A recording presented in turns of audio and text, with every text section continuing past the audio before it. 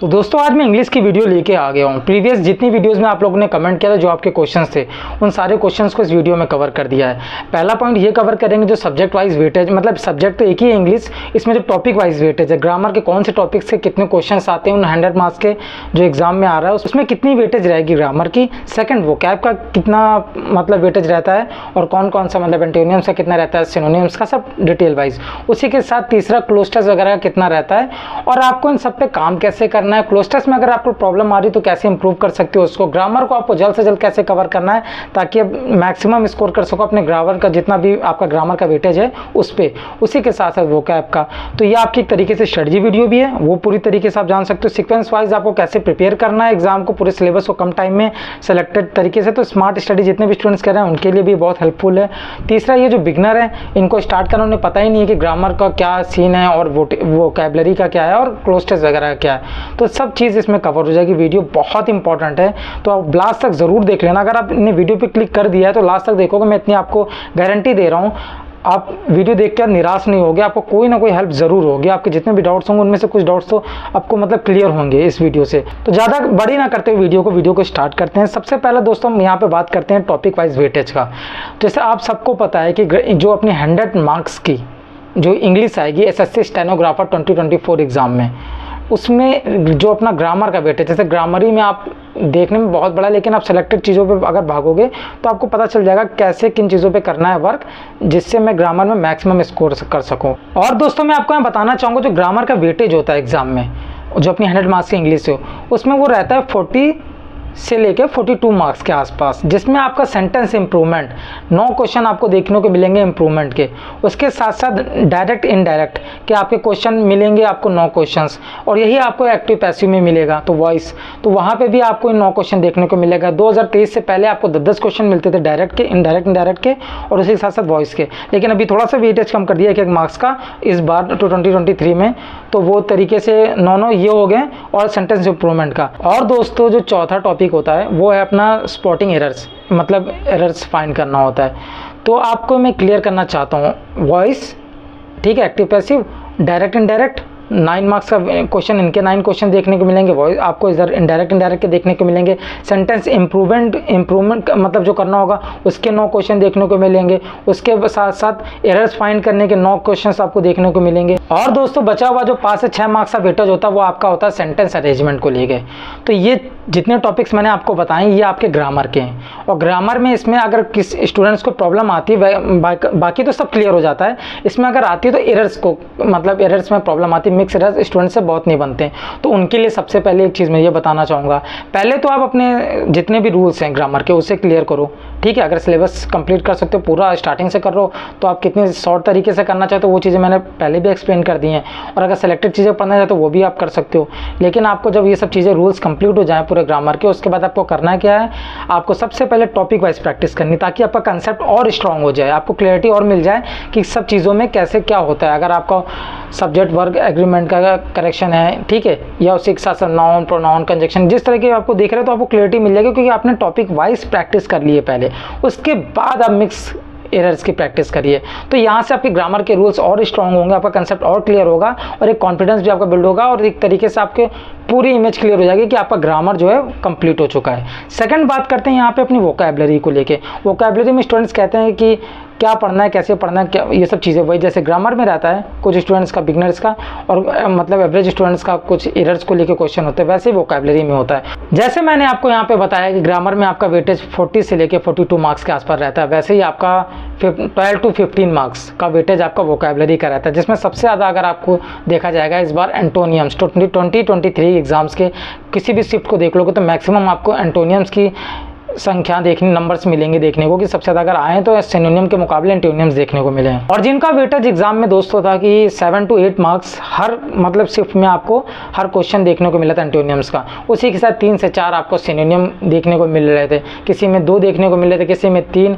किसी शिफ्ट में दोस्तों सिनोनियम्स 4 भी देखने को मिल गए, तो एंटोनियम्स 7 हो गए, 6 हो गए। तो इस तरीके से रहता है, लेकिन मैक्सिमम आपके नंबर्स जो रहते हैं एंटोनियम्स के ज़्यादा रहते हैं। यहाँ से ये आपका क्लियर हो जाएगा कि आपको एंटोनियम सिनोनियम ही आपका 10 से 11 मार्क्स का आएगा। उसी के साथ साथ मैं आपको बताना चाहूँगा एडियम्स। एडियम्स आपको देखने को मिलेंगे किसी में 3, 4 और 5, ठीक है, हर शिफ्ट में, लेकिन मैक्सिमम आप एक एवरेज लेके चल सकते हो कि 4 इडियम्स तो आपको देखने को मिलेंगे। और इससे पहले कि इंग्लिश की वीडियो में मैंने जब बताया था वन वर्ड सब्स्टिट्यूशन के बारे में, तो स्टूडेंट्स ने, 1 या 2 स्टूडेंट्स ने कमेंट किया था कि वन वर्ड सब्स्टिट्यूशन कब से आने लगा।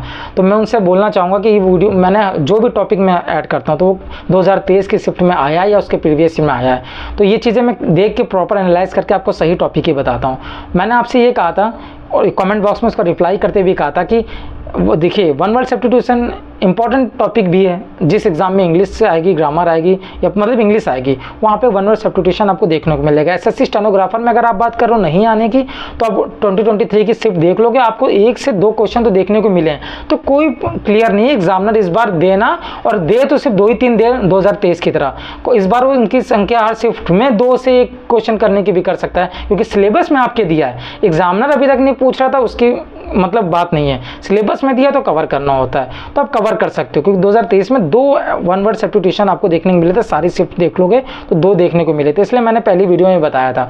तो ये आपका कुल मिला के वोकैब को मैंने बता दिया 10 से 15 मार्क्स, 15 मार्क्स मतलब एक तरीके से वेटेज रहता है। और 60% स्टूडेंट्स दोस्तों इन दोनों चीज़ों को क्लियर करके निकल चुके हैं आगे, ग्रामर को और वोकैब को। मैक्सिमम स्टूडेंट अगर कोई फंसा हुआ और जो सबसे ज़्यादा प्रॉब्लम दे रहा है वो क्लोज टेस्ट दे रहा है।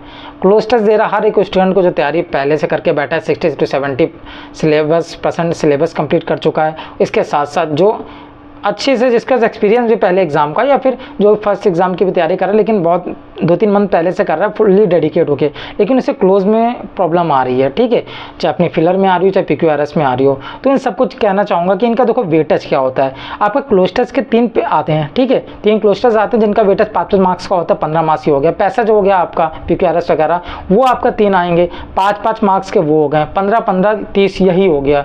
और इसी के साथ साथ फिलर्स आते हैं जिसमें 4 से 5 मार्क्स से फिलर्स आते हैं, 5 मार्क्स आप मान लीजिए, ठीक है, जिसमें से वोकैबुलरी बेस एक फिलर आपको फिल करना होगा, बाकी 2 से 3 ग्रामर बेस आते हैं, fillers, fill in the blanks, उनको करना होता है। तो इसका जो वेटेज भी है बहुत ज़्यादा और सबसे ज़्यादा प्रॉब्लम भी स्टूडेंट को इस टॉपिक में आ रही है। और आपसे मैं यहाँ बात क्लियर बोलना चाहूँगा, इंग्लिश के अगर कोई पोर्शन है जो सबसे ज़्यादा इंपॉर्टेंट है, जो आपको हज़ारों की भीड़ से आगे कर देगा, वो रहेगा ये क्लोज टेस्ट। क्योंकि इसमें बिगनर स्टूडेंट भी फंस रहा है और उसके साथ साथ एवरेज स्टूडेंट भी, और जिसके पास एक्सपीरियंस भी एग्जाम का, वो भी फंस रहा है इसमें, उसे प्रॉब्लम कर रहा है, कहीं ना कहीं नेगेटिव उसको इसमें लग रही, मॉक टेस्ट वगैरह में नहीं बन रहा है, या फिर उसे रीडिंग करने में पैसेज को कितना टाइम लग जा रहा है, उसके बाद अटेम्प्ट कर रहा है तो गलत हो रहा है। मतलब अलग अलग स्टूडेंट्स की अलग अलग प्रॉब्लम है। तो अगर आपने इसमें वर्क कर लिया तो आप हज़ारों स्टूडेंट को पीछे छोड़ोगे अपने, ठीक है, लेकिन उसमें क्वालिटी स्टूडेंट भी पीछे रहेंगे, जिनका इंग्लिश में अच्छी पकड़ है वो भी पीछे हो जाएंगे, क्योंकि उनका क्लोज टेस्ट कहीं ना कहीं मैटर करता है। ये बहुत इंपॉर्टेंट है। और जैसे मैं आपको एक बात बता दूं कि प्रैक्टिस अगर आप प्रिपरेशन करो, प्रैक्टिस नहीं करोगे तो वैसे ही आप हज़ारों स्टूडेंट्स के पीछे चले जाओगे। अगर आप सिलेबस भी कंप्लीट कर लोगे तो सिर्फ सिलेक्शन हो जाए, कट ऑफ क्लियर कर जाए, नहीं, प्रैक्टिस बहुत इंपॉर्टेंट है। और प्रैक्टिस के लिए आप किसी भी स्टूडेंट से पूछ सकते हो, चाहे वो बिगनर हो, चाहे सीनियर हो, चाहे अभी किसी भी एग्जाम की प्रिपरेशन कर रहा हो। प्रैक्टिस के लिए मॉक टेस्ट लगाना बहुत इंपॉर्टेंट होता है किसी भी एग्जाम को क्लियर करने के लिए, उसकी कट ऑफ क्लियर करने के लिए। जितना भी आपने काम किया अभी तक सिलेबस पे, उसको कंप्लीट किया, उसको क्लियर तरीके से आप कब एनालाइज कर पाओगे, जब उसके स्टैट्स आपके सामने आएंगे। और जब भी मॉक टेस्ट की बात होगी तो आपको टेक्स्ट बुक, आप सबको पता होगा टेक्स्ट बुक सबसे बेस्ट प्लेटफॉर्म है मॉक टेस्ट के लिए, और वो SSC और रेलवे और किसी एग्जाम के लिए। SSC के लिए मैं क्लियर आपसे बोलना चाहूँगा, आप इंग्लिश की प्रैक्टिस कर रहे हो, ग्रामर रूल्स की प्रैक्टिस करनी है, जाके आप सेक्शनल प्रैक्टिस कर लो, वहाँ पे आपको एरर्स के भी मिल जाएंगे, इंप्रूवमेंट के भी मिल जाएंगे, अरेंजमेंट के भी मिल जाएंगे, ठीक है, वोकैब्स के भी आपको मिल जाएंगे, वहाँ पे सारे मॉक टेस्ट आपको सेक्शनल मिल जाएंगे। उसके साथ साथ आपको फुल मॉक टेस्ट भी मिल जाएंगे, प्रीवियस ईयर के भी मिल जाएंगे, और एक्सपेक्टेड जो आ सकता है इस बार, मतलब किस तरीके से पैटर्न किसके क्वेश्चन आ सकते हैं, एक्सपेक्ट किए जा रहे हैं, वो भी आपको देखने को मिल जाएंगे। तो ये मॉक टेस्ट बहुत इंपॉर्टेंट, डेली बेसिस पे आपको मालूम चलता रहेगा, अल्टरनेट बेसिस पे या फिर वीकली आप लगा रहे हो कि आपको जो काम कर रहे हो सही तरीके से कर रहे हो, और अगर कहाँ पे आप अभी भी आपका जो लूप होलो, मतलब आपकी जो कमजोरी है, वीकनेस, वो कहाँ है, वो आपको ये इसका रिपोर्ट कार्ड जब आप लगाओगे तो पता चल जाएगा, और उस पर वर्क कैसे करना है, सब चीज़ें क्लियर हो जाएंगी। तो अभी तक अगर आपने मॉक टेस्ट नहीं परचेज किया तो जरूर कर लेना।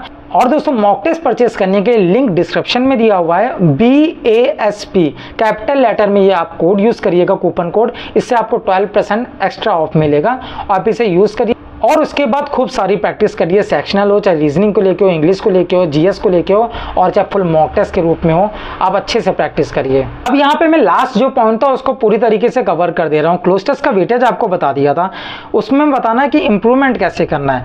पहले अगर आपने अच्छे से ग्रामर कर ली, आपके रूल्स क्लियर हो गए, वोकैब क्लियर हो गई, तो आप ये मान के चलिए आप क्लोज टेस्ट को क्लियर करने के लिए 50% तरीके से तैयार हो चुके हो। आपको ग्रामर के रूल्स पता हैं, आपको वोकैब्स भी आपने उसको कवर कर लिया है, तो आपको वोकैबुलरी में भी प्रॉब्लम नहीं होगी। अब बात क्या होगी, एक सेंटेंस एक पैसेज को समझने के लिए आपके यहाँ लैंग्वेज को लेके एक अंडरस्टैंडिंग अच्छी होनी चाहिए।